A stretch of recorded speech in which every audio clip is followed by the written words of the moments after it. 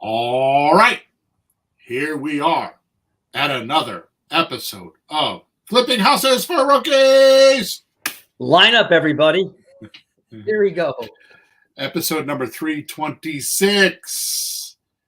The episode name is The Top 20 Excuses Real Estate Rookies Use to Not Take Action and How to Fix It. Here's the description. Overthinkers. I could just stop right there, right? Overthinkers. So many books have been written about purpose and why you want to do something. But today we plan to shatter this very widespread myth. Life is about execution rather than purpose. Actually, purpose comes from your results, not what you imagine.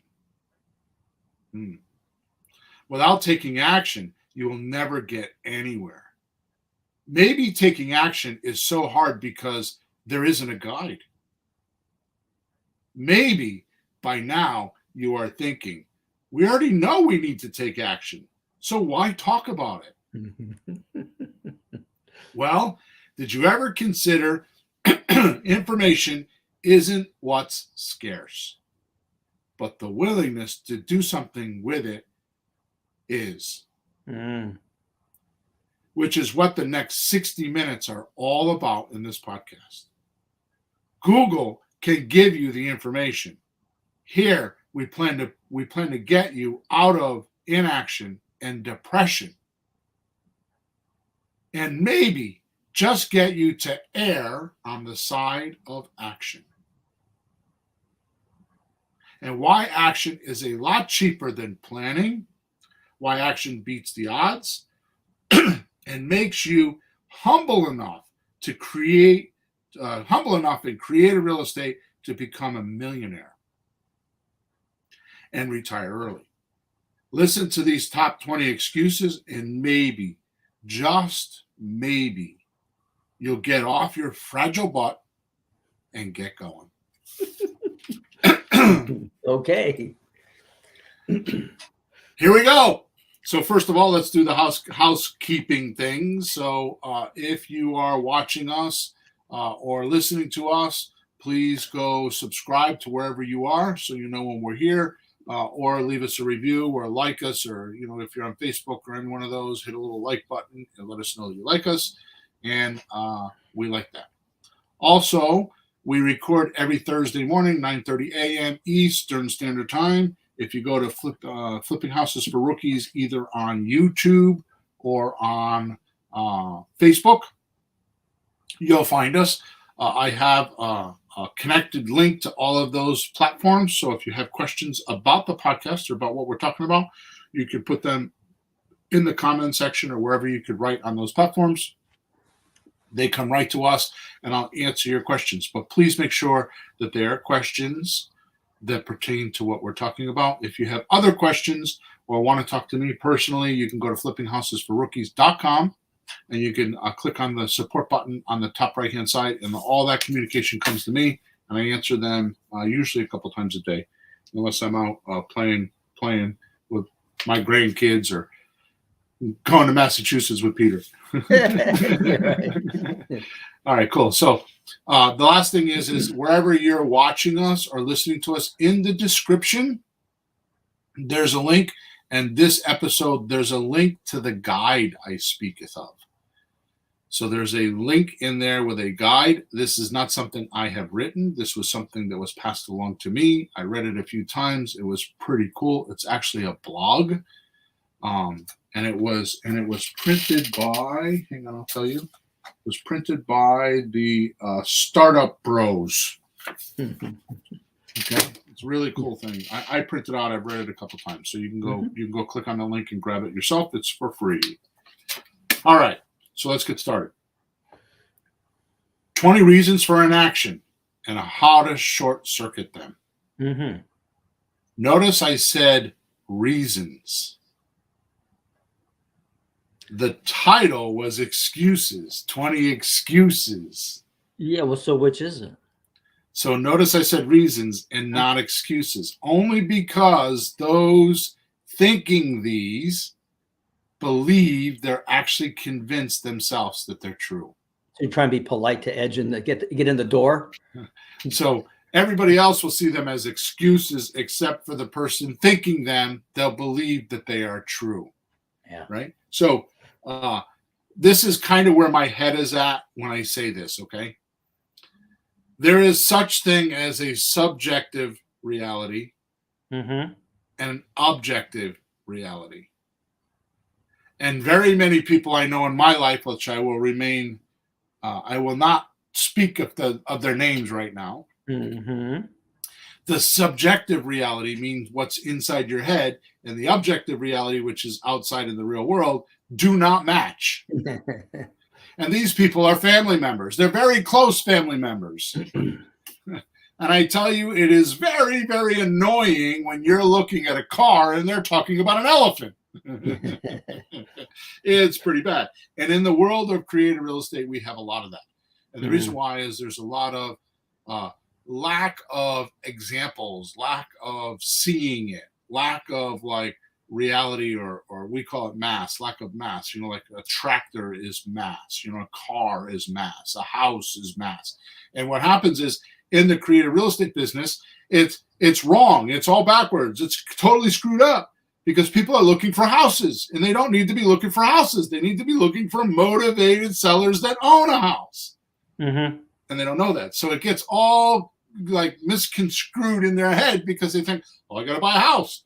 No, you don't. You need to buy or control the paperwork that controls the house, not the house. So it's a little backwards. We're not really looking for the mass. We're looking for the information about The it. significance of it. Yeah. I was talking to a few people yesterday, and it's like right away, you want to see the house? You want to see the house? You want to see the house? I'm not moving in. I don't care. If it makes money, I'll buy it. If it doesn't make money, I don't care. Doesn't matter. He goes, oh, I see. Soon as you flip that idea in your head, then it changes. Now, I don't have this as part of our script today, but I'm going to buzz through this in a couple minutes just to tell you why I had this realization. So I had a partner in the beginning, and we split everything 50-50. We did a bunch of deals together. He was the money guy. I was the worker, you know, yada, yada, yada, right? Yep. It's a good way to start. Okay, so here's what happened. I'm buzzing around. I'm in Waterbury, Connecticut. Now, this is the time when Robin Thompson was still buying houses. Robin Thompson is a Ron LeGrand guru that she went through his training.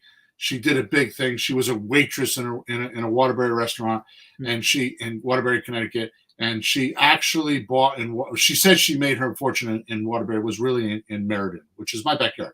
So when I was first starting, my competition was Robin Thompson, and then later Than Merrill. They were my competition. Okay, so here's what happened.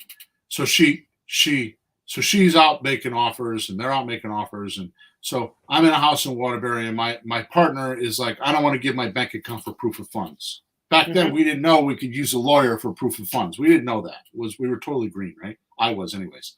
Yeah, well, don't fly by that when people don't know this. Usually, you go to a bank to get a proof of funds, but you just call your lawyer, say, send me a letter, and just proof of funds. Yeah, just say I have money. Yeah, exactly. You have a certain amount, and it's totally fine. So here's what happens. So I go in this house in Waterbury, and they're selling it, and my offer is like $63,000.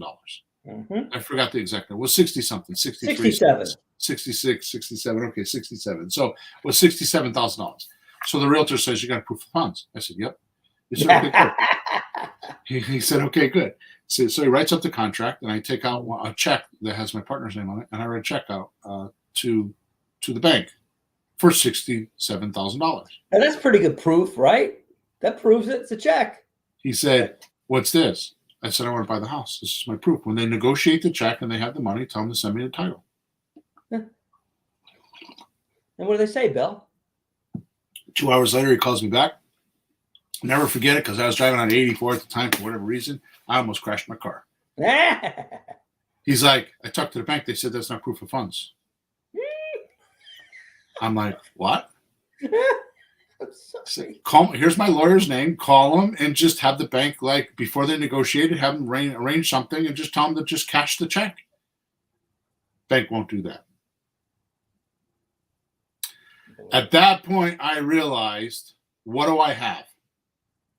I have a non-motivated seller. The bank. Mm-hmm. Wow. And from that day forward, my life changed because I stopped. Because what was happening is I had been out for weeks, looking at houses, making offers, calling contractors, trying to figure out what my offer should be on the side of the road, using my cell phone minutes, 6,000 minutes a month. Yikes. 6,000 minutes a month. And back then, that was a big deal because their plans were only like 500 minutes a month. You know what I mean? Yeah, ouch. So that's what happened. So I needed to learn that sellers need to be motivated. We're in the people business when we're doing creative real estate, not in the money house business. Anyways, that's not why we're here. So let's jump into the most dangerous and subtle relationships, rationalizations. That's really what it is, right? Mm-hmm. Let's jump into the most dangerous and subtle rationalizations we use to avoid doing things we know we should in life. So now we've got excuses, reasons, and rationalizations. Right. How am I doing so far with my words? Man. And you get to pick which one. You know, we should make a list and people should check off which one it is for them. That's okay with me. All right. So here's what I'm going to do. Check it off. Mark it. Here's what I'm going to do. I'm going to list them. I'm going to rattle them off. Mm-hmm. Right. And then come back and talk about a few of them. We're not going to do all 20 of them. We're just going to take the ones that I hear a lot. Sure. Okay. And the reason why I hear them is because, in case you don't know, you can schedule with me a one-on-one 45-minute free consultation, which is not me trying to sell you anything. Unless you want to buy something, then we talk about it. But it's usually strategic planning, questions you might have, things that are hanging around your mind that nobody else seems to answer because they want you to pay, $4,000 for their course to answer their question, or $30,000 for their coaching to answer your question. Yeah. Okay, so that's why I do it. It's a lot easier sometimes to do a free consultation with somebody for 45 minutes than actually email them back and forth trying to explain it to them and type it out and all that kind of stuff. So that's why I do it. Mm-hmm. Plus, karma is a beautiful thing. Here we go. Number one. I'm waiting for help. Wow. Number two, the conditions aren't right. Number three, the setback proved is not possible or worth it.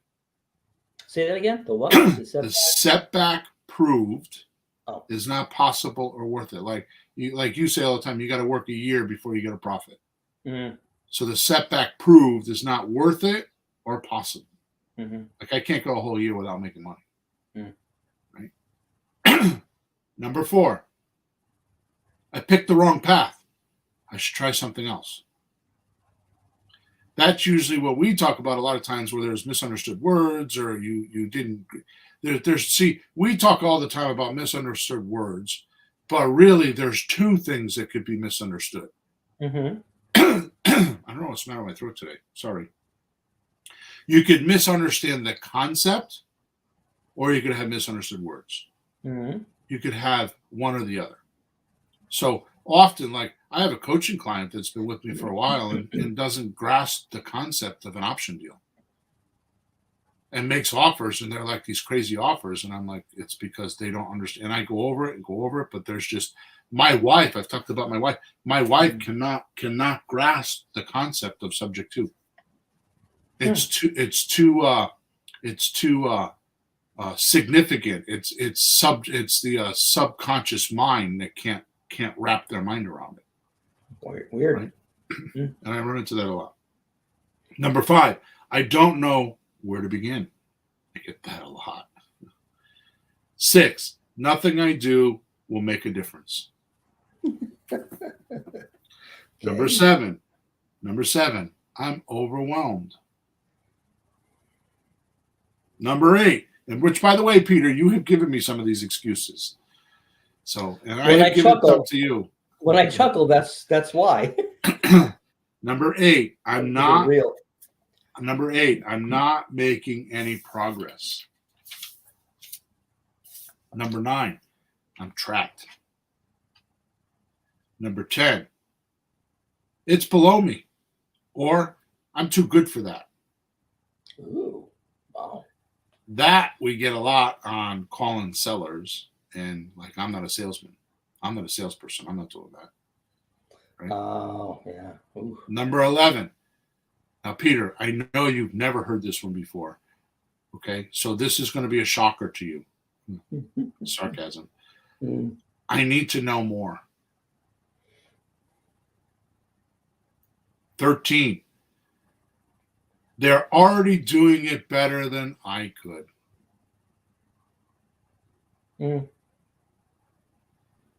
Number 14. I have no resources compared to them. Number 15. I'm so drained from my existing obligations. That should be number 1 in my book. Yeah, it's yours. No, well, yeah, I don't use an excuse, but I No, hear that. It has been, but you've gotten away from that. You've gotten away from those things that drain. That's right. So it's not a problem. My point is like, I'll talk to somebody about being a coaching client, and they're like, they have so many. In fact, I'm running into this with Sean. He's like having trouble keeping up because he's got a regular job. He's in the Army. He does creative REI replay and houses. It's not enough time. Plus, he's in Peru with his girlfriend.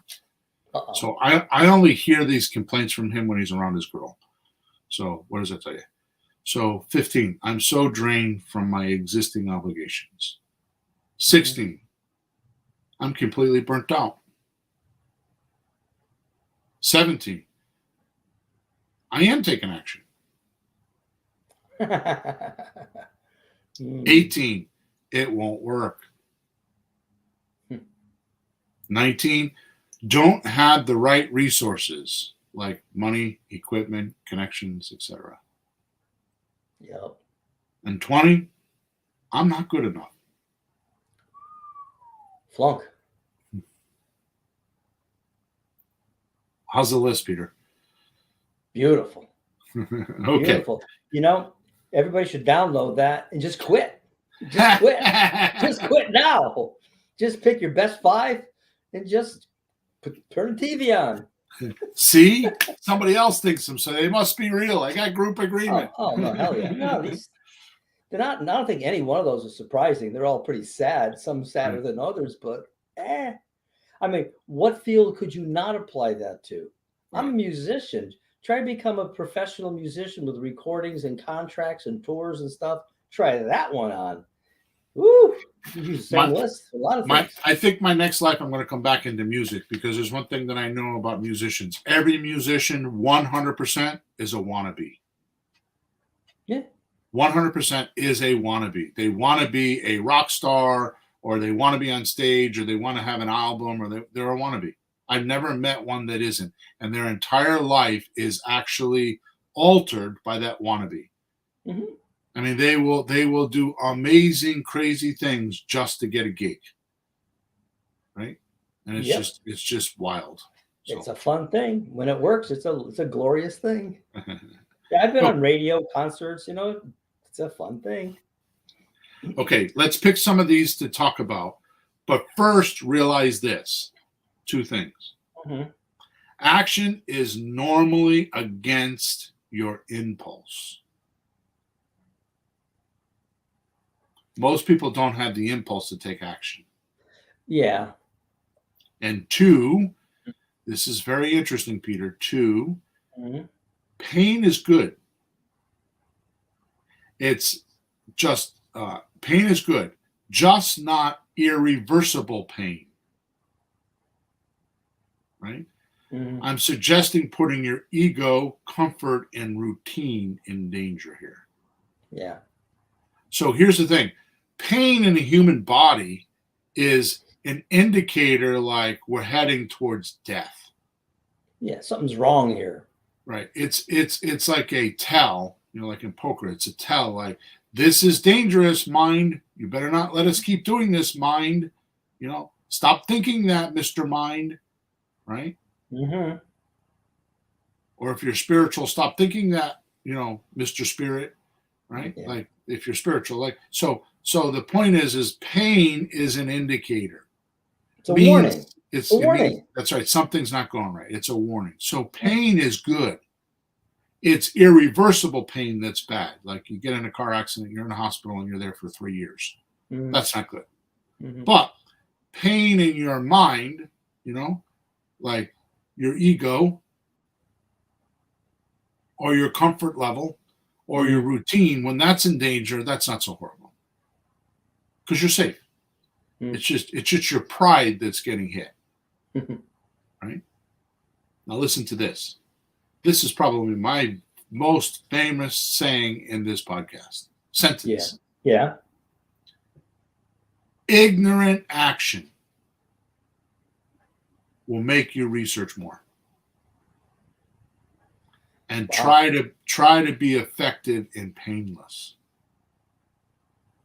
Well, I've never heard you use words like that all strung together. Say that again. Ignorant action will make you research more and try to be effective and painless. But is that good or bad? It's bad. Ignorant action. What does ignorant mean? You don't know. Well, yeah, but I mean, if you have ignorant action, you should try to get the information to fix that. No. So I'm missing why it's bad, because it sounds like if you don't know something, go figure it out. But how are you putting it now? So let's just keep going, and we'll come. If you still have a question in a minute, then ask it. Right. Mm-hmm. Most don't consider action is the best research to use. Mm-hmm. We call it cause and effect. You and I call it reach and withdraw. Mm-hmm.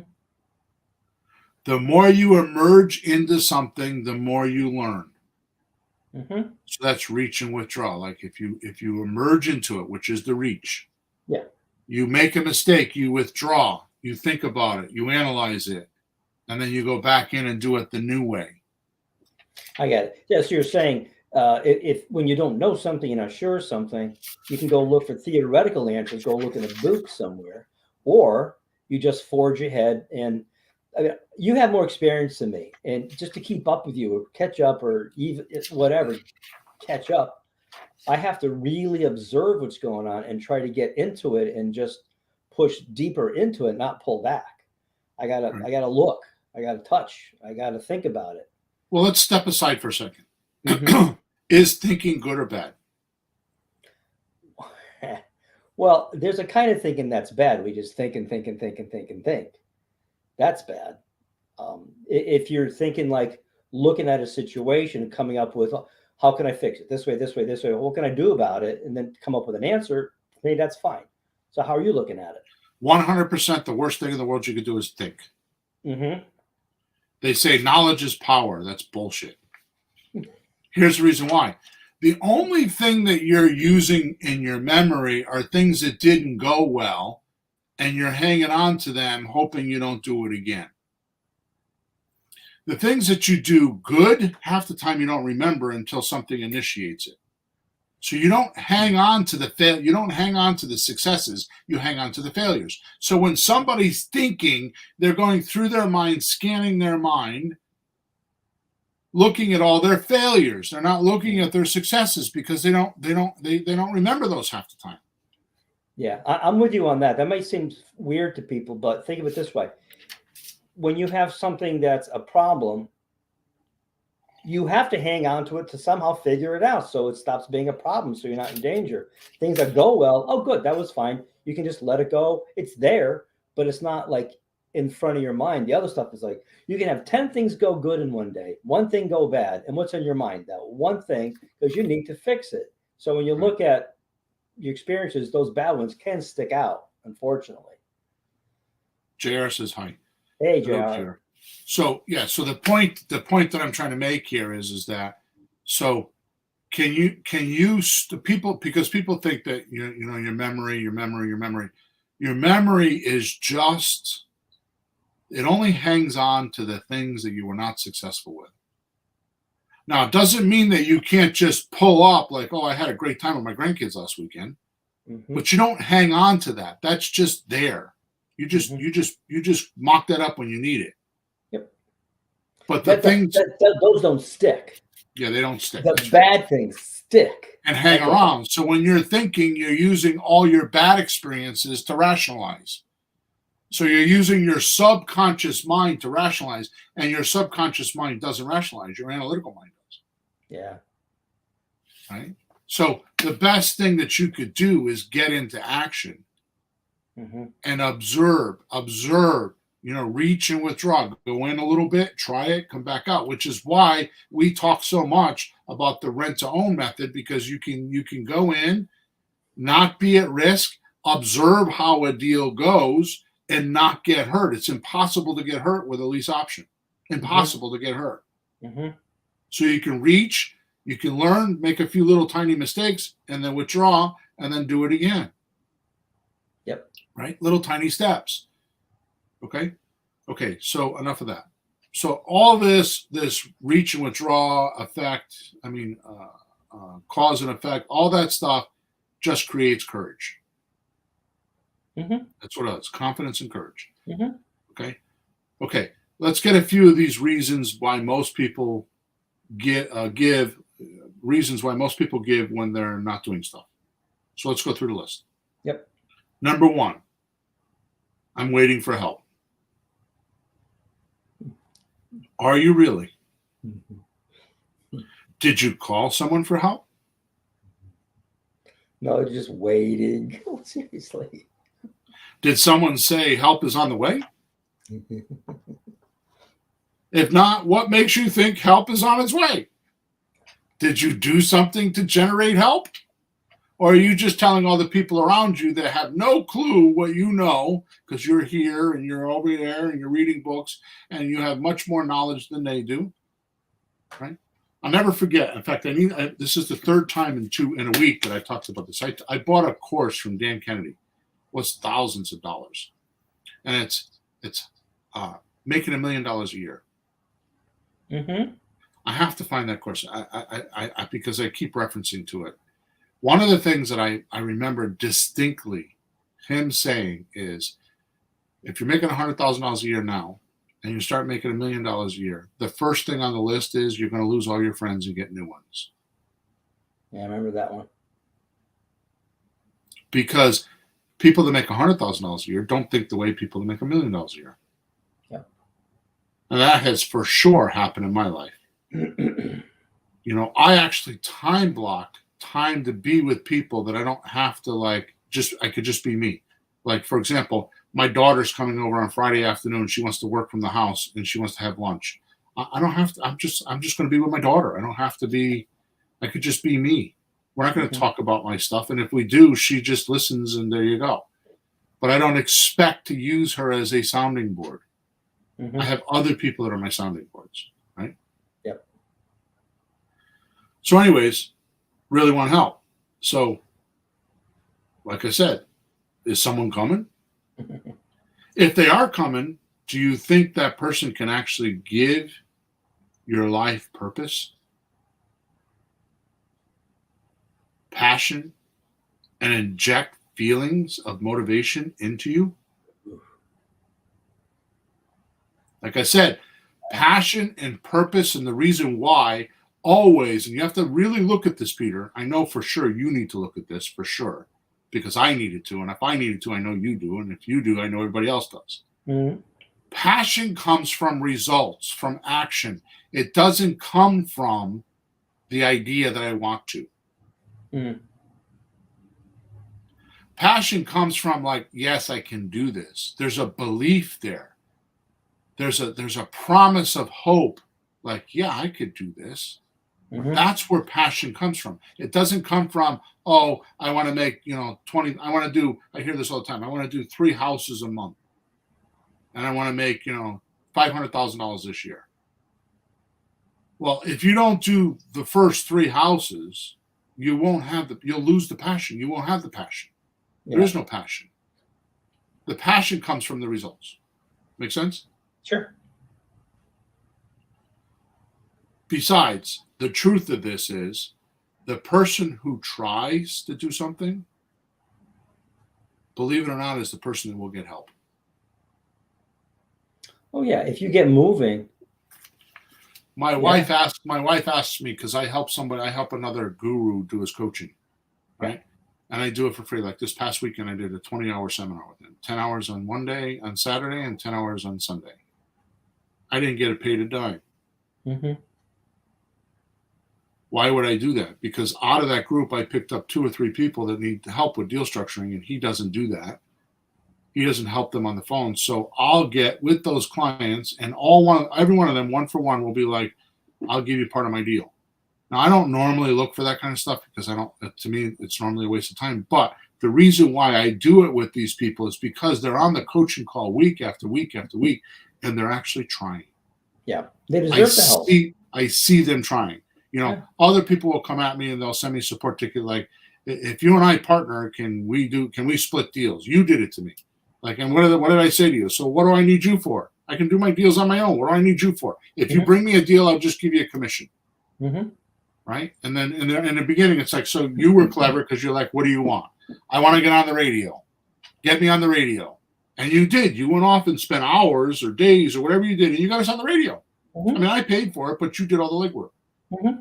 No, it has to be, I've seen people come and go in our circle. And there's the difference is they want something from you, or they want to help get something accomplished with you.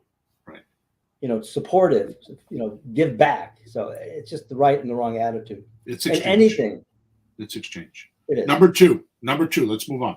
Number 2, the conditions aren't right. Oh boy, do we hear this in real estate all the time.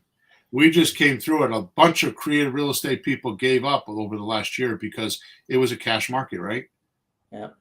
And then halfway through it, I started saying, well, if it's a cash market, then let's just give them cash. What do you mean give them cash? Well, we'll start doing options, right? Yeah. Now you're doing an option right now, and technically it's a little bit late. Technically, and we're finding that out, right? Yeah. You got another appointment today at 1. Good. All right. Yeah. So that's important. What I've kind of grasped this last year, having been in this a few years and seen this and seen that and seen some things come and go, is that we're not in the real estate business. We're in this real estate business, that real estate business. There's different businesses in this business. There's different types of things. There's different types of buyers. And I've actually kind of cataloged a little bit. There's this kind of buyer, that kind of buyer. And you have to know what you're dealing with, so you're not selling hamburgers to vegetarians. Right. So you can see what's really going on and do what's needed for what's happening right now. Right. So the conditions aren't right. My mother and father were in Fort Myers. They lost their house. She's 80. He's 83. I have it has ruined my life. For 3.5 weeks, an hour to 3 hours a day, I am on the phone. The conditions aren't right. I could easily say, Ma and Dad, you got to move out of Fort Myers. He doesn't want to leave Fort Myers Beach. He doesn't want to leave Fort Myers. Never mind Fort Myers. They lived on Fort Myers Beach. Yeah. And I could easily say the conditions aren't right. And I started to do that. But here's the single datum that I stuck to, which I teach all the time. Mm-hmm. And you know this. Outflow gets inflow. Yeah. Right? And we were taught that. Right? So outflow gets inflow. Right? So I kept saying to my sister, we're outflowing so much, something has to happen.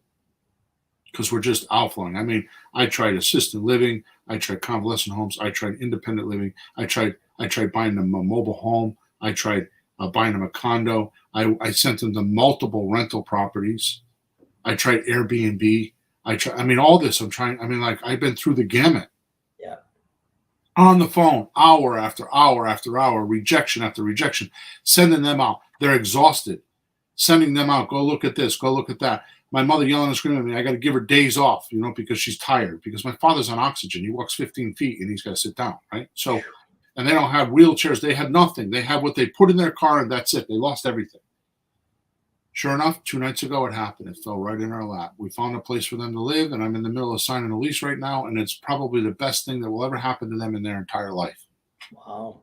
Because I didn't use the excuse, the conditions aren't right. I just kept going. I didn't stop.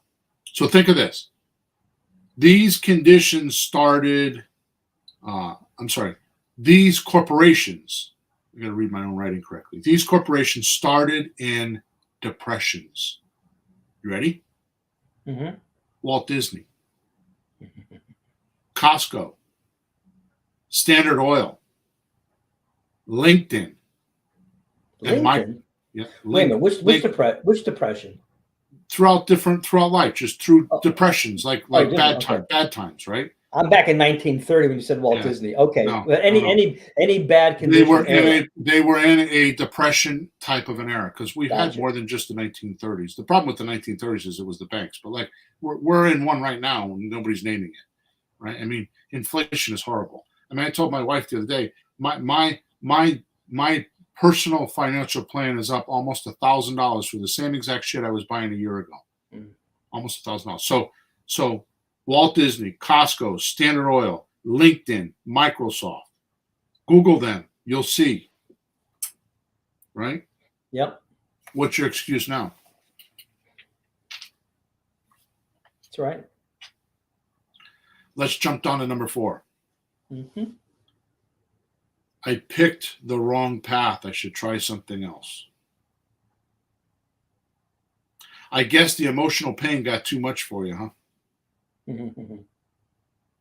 If you quit now, you'll be one of those storytellers when you're older, telling everybody about the deals you should have done or you should have made, and how much money you could have made or should have made.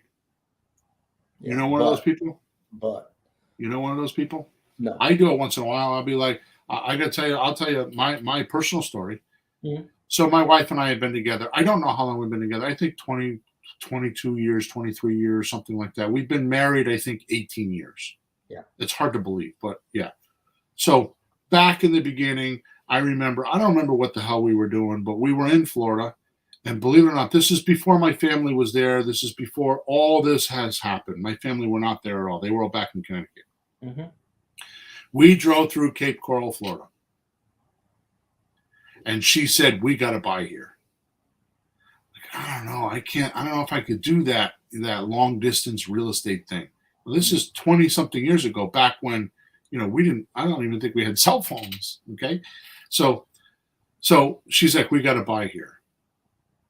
I'm like, I don't know if I could do that. You really don't know what you're talking about. I kind of invalidated her, which is wrong. I realize it now, but I used to do a lot of that with her. Right. So you don't know what you're talking about. We can't do that.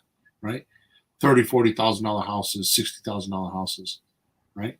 All these years later, my sister just moved out of her house because when she rented it for 9 years for $1,400, the guy paid $125,000 for it. He paid 9 years ago. Well, now it's 10 years ago because she's been going a year. 10 years ago, paid $125,000 for it. He sold it for $550 and put $200,000 into it. The girl next door, where my mother and father are staying right now, is $750,000. Unbelievable. Are these regular size houses, 1,500 square feet, 1,200? Just a house. No, they're like 1,800 square. It's just a house. These are not mansions on the water. This is not any of that. That stuff goes for $1 million, $2 million. This is just a house. They have a canal, but Cape Coral is known for all their canals because when they started this place in the early 60s, the guy was, I'm going to refer him to somebody like me. He wanted a marketing angle, not an angle, but a reason to talk about something. And he wanted to promote to the Northerners that they're selling waterfront property. So they got a steam shovel and they started digging canals so they can promote they had waterfront properties. And now they have, 225,000 people in that community. And it's one of the hottest communities in Florida, never mind the country. Right? Yeah. So let's jump into number 4. I picked the wrong path. I should try to do something else. I guess the emotional pain got to be too much for you. If you quit now, you'll be one of those storytellers when you're old. Like I just told you my story. I should have bought 25 years ago. I mean, I could do that same thing, right? So instead of doing all that, why don't you go search in your mind for your misunderstood concept or words and get them cleared up. Now, here's how I want you to do this, Peter, how I want our listeners to do this. Yeah. If you think you know something, you listen to us and you think you have the concept. Mm-hmm. You can do one of two things. You could talk to a seller, which you won't do because it's too dangerous. They won't do because it's too dangerous. So do this. Find a 9 or 10-year-old kid or 11-year-old kid and explain it to them. But without using our big words, use plain English. Well, right? No, they could use whatever words they want. Yeah, but the kid won't understand it, though. That's my point. So if they don't understand it, that means you don't understand it because you can't dumb it down enough to explain it to them. Yeah, that's what I mean. Like, no, you can say blah, blah, blah, but then you better explain it. And if you can't, then you don't know it well enough. And if you can't explain it to them, then you have a misunderstood word or a concept. If you can't explain it to a 9-year-old kid, you yourself have a problem with that term or that word or that concept. If you can't break it down, you better go look it up in a dictionary or go find research and get it defined. Because the real estate dictionary out. Because you don't know it. Right? So that's my point on number 4. Number 5. I don't know where to begin. So I laugh out loud very, very hard when I hear that. Yep. Because here's where you start. Step number 1. Right? What do they say? It's the first step to the 1,000-mile journey. There's a quote. I think it's Napoleon. It doesn't sound like it should be, but it was something like, start just where you are, just what you have, and start going. Yeah. Just whatever you got, just go. Do something. So what's the first step in creative real estate? Do you know? Find a motivated seller. Right. So you are right, except you're only halfway there, Peter. What else do you do when you find that motivated seller? What's the formula? Well, you should find and communicate. That's right. There you go. Yeah, you added that recently. Find and communicate a motivated seller, right? So that's the first step. You know, so here's the oddness of this entire business that I have spent umpteen hours, days. I've got 325 podcasts of an hour long minimum. I've got blogs, I've got books. I've written 6 books. I mean, I do 5 or 6 events a week about creative real estate personally. I feel like I have something to say here because I'm constantly getting feedback because I'm in front of people all day long. Like this afternoon, I'm doing live closing calls. If you're in my WhatsApp group called Let's Talk Real Estate, it's a free group. You go to WhatsApp and just type in Let's Talk Real Estate. There's like 100 something people in there. There's not a lot of people in there. But every so often, I'll be like, let's do some live closing calls. So I give them a Zoom link, and I actually go into my system, and I pick out people, and I call them, and they watch me call my leads and make deals for free. Sure. Right? Now, I don't do it every week. I don't do it every month, but I do it, right? And that's valuable to hear what it really sounds like. Right. Just the attitude you have with people, the rapport you have, and just the frankness you have. That's valuable. The point that I'm trying to make here is that you don't need to study anything except who's paying you, how they react. The seller is paying you with equity. You don't need to know anything. So go talk to a seller and say, you know what? I don't know. Let me go find out. And now you go get that information. Remember, I said information is not scarce. There's plenty of information. But what information do you need? Well, you need an answer to that question, so you go get that information. That's how you're going to learn. And I also told you that houses don't sign documents at closings. So you're not buying houses. So the most valuable thing you could do is talk to a seller. So this formula is always this. The formula is 1, find and communicate to a motivated seller. And you pre-qualify them quick. 3-4 minutes on a phone, you pre-qualify them if they're motivated or not. Right. Number 2, tell them you buy houses, or even better, you tell them I make monthly payments or I get a discount. That's what I do. Number 3, ask them what's needed and wanted, which is as simple as this. What would have to happen for me to buy your house today? Or better yet, what would have to happen for you to sell your house today? And then number 4, give them what they want. And that's what we use the seven strategies for. So what do you need to study? Just call and study your seller. The best thing you could do is study sellers, because that's how you're going to make money. Mm-hmm. We're going to skip down to number 7 now. I'm overwhelmed. Truth is, this is one of two things. Mm-hmm. No action. It's all in your head, Mm-hmm. and it's not coming out. Or you're not writing to-do list and organizing by priority. So here's what happens. When you have it all in your head, like, what makes an executive tired? Non-compliance, because he's like, oh, Peter didn't call that guy. Now I got to call him on top of everything else that I have to do. You should begin that sentence with Sean, not Peter. Only because I'm here and he's not. The rule is whoever isn't here, we pick on them. When he's here, you can use my name, okay? I'm just joking. I just use your name arbitrarily. The point is that when an executive has non-compliance, he doesn't have juniors or people under him doing something. He now feels like he or she needs to do that. That makes you mentally exhausted. Yep. Mm-hmm. I can't tell you how many times my daughter has become a high-power exec. I mean, this chick, I can't believe what she's doing. She calls me yesterday and she's like, Dad. I'm like, what now? She goes, she just met. They invited her to a room of like 8 people in a room with the guy that runs all the colleges in the state of Connecticut. They wanted Jesse to meet him. Wow. Because she runs some program and she's got this concept that she needs to put this program in all the community colleges in the state of Connecticut. And they're like, really? We want that. Right? I'm really proud of her. She's doing amazing. Right? She's a good girl. My point in telling you that is that she'll call me and she'll be overwhelmed. And I'll be like, write it down, Jess. Write a to-do list. Just get it out of your head. And here's the thing about to-do list. When you're doing time blocking, so it's like from 9 until 10, I have to do the podcast. From 10 until 11, I need to do whatever. I need to do the administration for the podcast. From 12 until 1, from 12 until 3, I'm going to work on my to-do list. And then as I think of something, like this morning, I need to order a protein shake. I've been thinking about it for 4 days.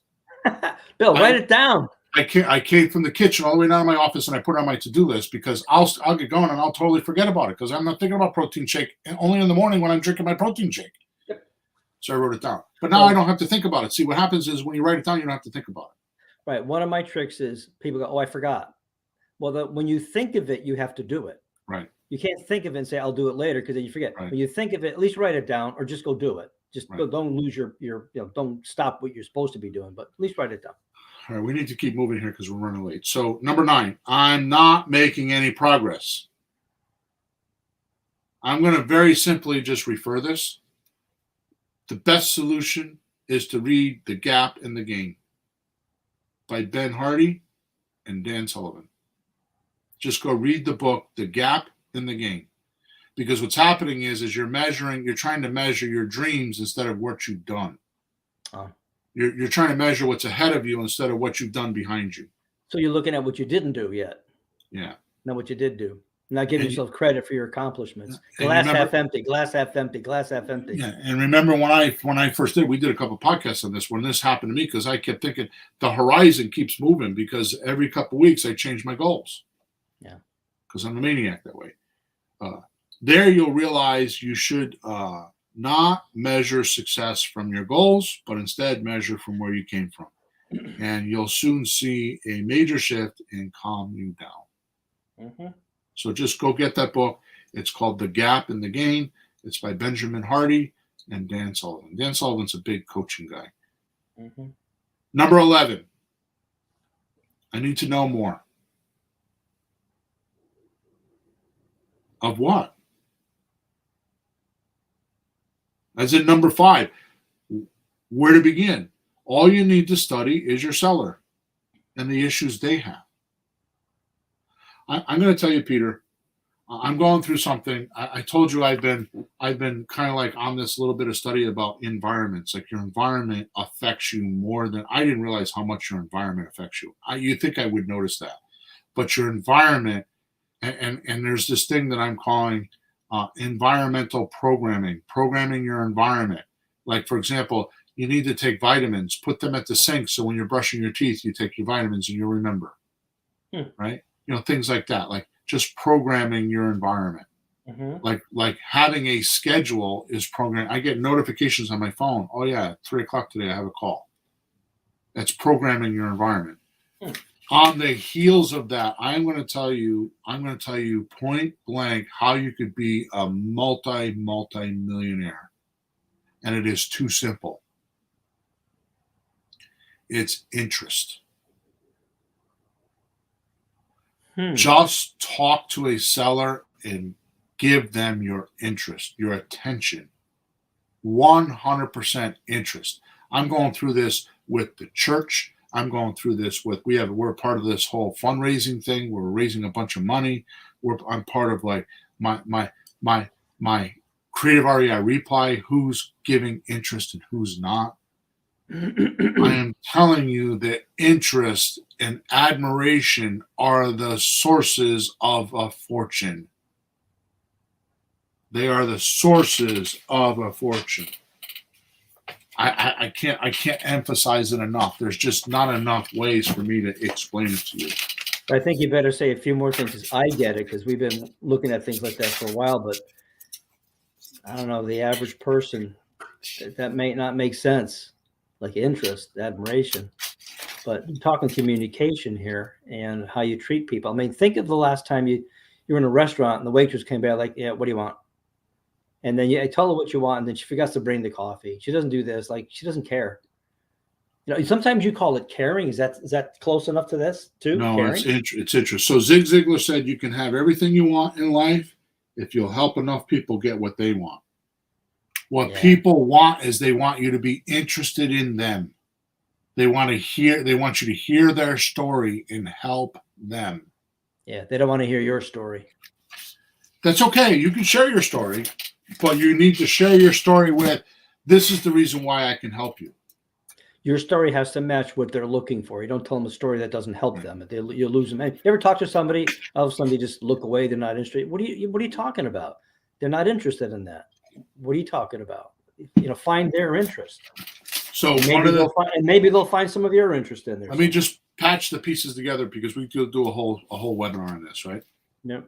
The reason why I came to that is because, believe it or not, I have a neighbor, and they're younger people, and it's like for some reason I have attention on them for like a year, and I'm like, why do I keep thinking about these people? Why do I care? I mean, and I finally figured it out. For some reason, I think at one time, I couldn't remember the daughter's name, and I said to her, "Hey, sweetheart, how you doing this morning?" And the mother was walking them, and I think she thinks I'm like some child predator or something. I don't know. But here's what I figured out, and I'm the furthest thing from that, obviously. But here's what I figured out. They don't talk to me. And that's a form of invalidation.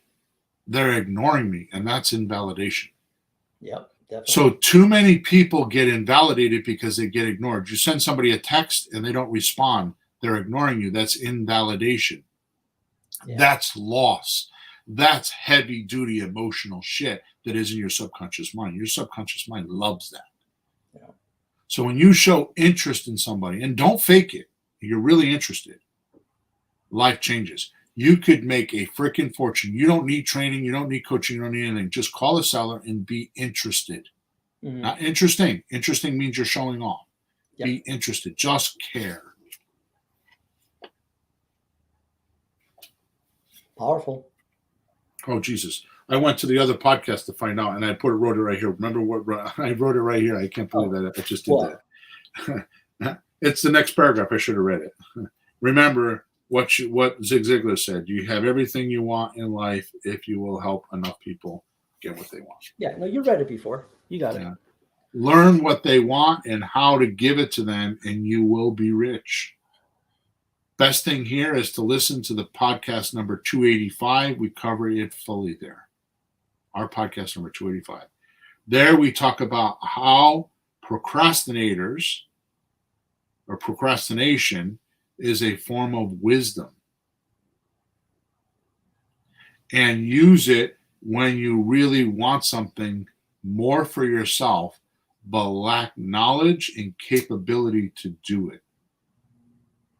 That's procrastination. Procrastination is really something you want more for yourself, but lack knowledge and capability to do it. Mm-hmm. That's procrastination. So go listen to podcast number 285. Number 14, I have no resources compared to them. The book to read again is Who, Not How. Mm-hmm. What you're doing is you're asking yourself, how can I get this? And you're falling short and saying, I don't have resources. If you find a who, like for example, I was making some videos for Creative REI Reply, and I spent 4 or 5 hours making these videos, and they came out okay. We paid a professional actor, 2 professional actors, $75 a piece, and they made us these unbelievable videos. It's because I found the who. Instead of trying to find out how to do it, like how do I make my own video, how do I edit it? I mean, I knew a lot of that already. I wasted 4 or 5 hours of my afternoon, and Sean gave me a rash of shit because he's like, I wish you would have spent those 4 or 5 hours talking to sellers on the phone. Well, there you go again, doing monkey work. When I mean, And you're kind of the face and like the teacher and all that stuff. But I haven't seen these, so you got 2 actual actors who to do them. Yeah, and they have their own equipment, and they make everything. Yeah, and one of them is, I just went on a video, and I made a video, and they chopped up the video and just got me talking, and they just put it in. So I could have just done. It could have taken me a half an hour. I could have shot a video, and then we send it. But the point is we found the right who, and they edited it for you, and it came out unbelievable. That's number 15. I'm drained from everything else: work, other responsibilities. We already talked about this. This tells me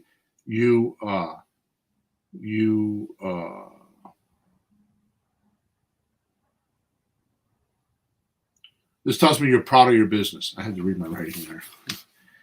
You like to prove you work hard. And you want everyone else to see it. You just can't say no and end up with too much to do. Because you're trying to prove everyone that you're working hard. Wow. I suggest you inventory your activities, even put them in a calendar, then prioritize what you're doing to align with your goals. And you'll soon focus on what's important for you. Mm-hmm. A great book here is Dan Kennedy's book for time management. Would be a great help or resource for you. It's like $15. All these books are like $15. Yep. But here's the thing. I'm going through this right now because when you get to a certain point, you're going to be like, what makes me money? What doesn't make me money? Mm-hmm. And you prioritize that. So watching videos of you and I showing them how to do, is that making you money? No. What you should do is spend an hour talking to a seller, make your mistakes, the reach and withdraw. Go make your mistakes and then pull out and figure out how you can fix it. Yep. Number 16, I am taking action, which folds right into what we were just talking about. I am taking action. Or are you talking about it?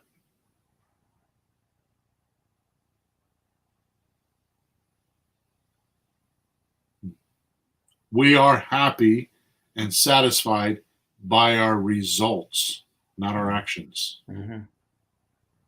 So if you want to, like going back to the one we just talked about, you want results to brag about, not that I'm working really hard. Our friend Al is like this. Mr. Al is like this. Mm-hmm. He works really hard. He worked for a corporation for 43 years, and he had to prove to them always that he was working hard so they can keep paying him his hourly wage. Right?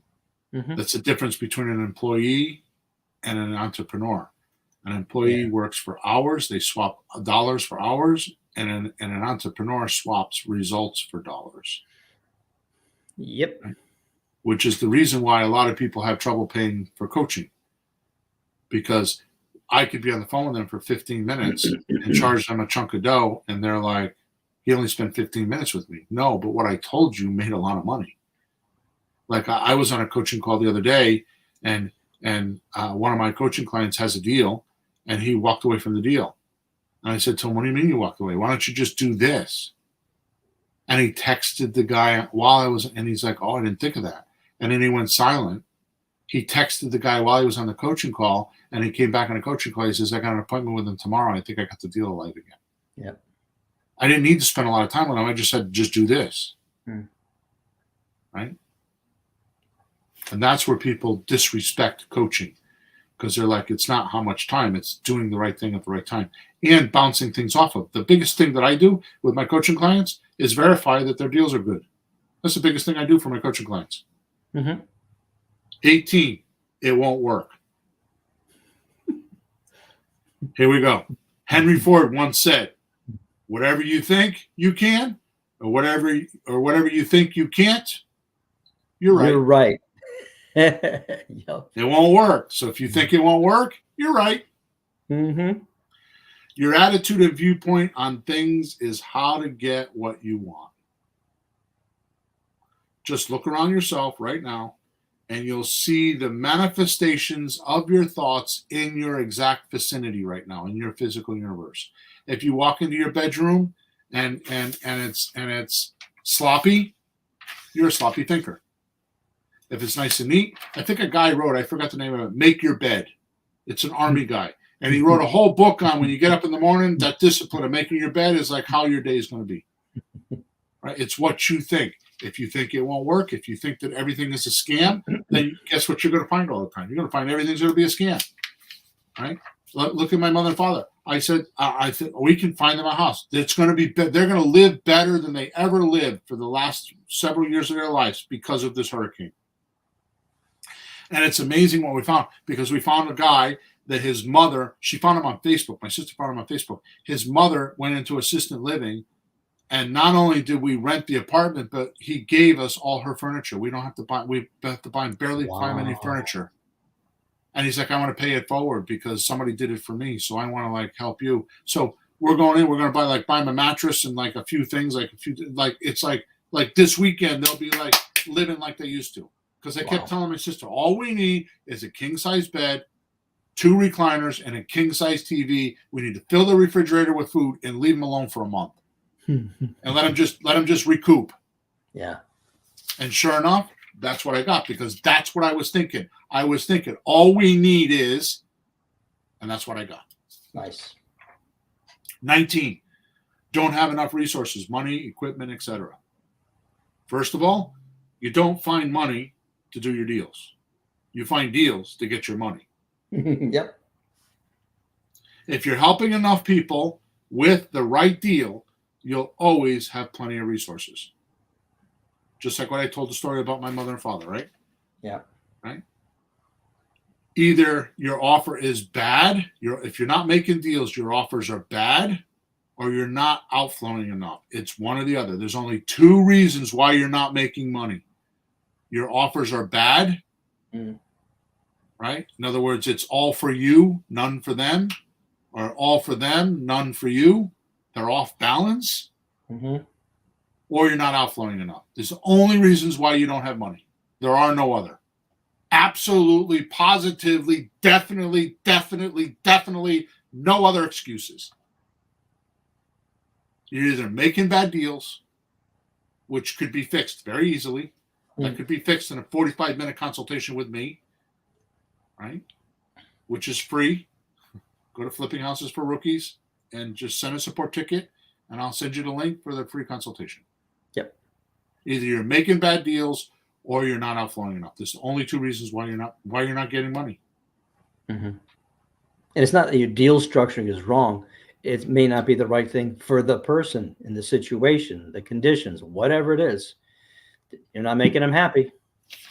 So go back to what you just said, and we need to go because it's time, and we got one more to do. So think of this.